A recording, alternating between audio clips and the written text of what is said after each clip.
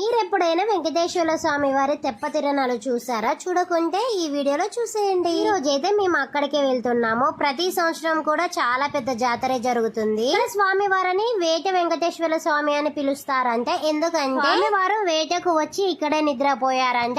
అలా ఇక్కడ స్వామి వారిని వేట వెంకటేశ్వర స్వామి అని పిలుస్తారంట. దసరా పండగ అయిపోయాక బ్రహ్మోత్సవాల ముందు స్వామివారి కళ్యాణం చేసి గుండంలో 5 సార్లు స్వామివారిని తెప్ప తిప్పుతారు.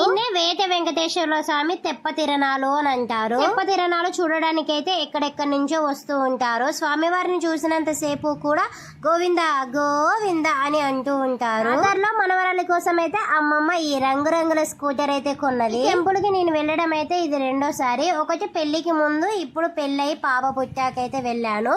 చూద్దాం, అంతా బాగుంటే 3వ సారి కూడా వెళ్దాం. లాస్ట్ లో పానీపూరి తిని ఇంటికైతే వచ్చేసాం. వీడియో నచ్చితే ఒక లైక్ ఇచ్చి వెంటనే మన ఛానల్ ని సబ్స్క్రైబ్ చేసేసుకోండి అబ్బా.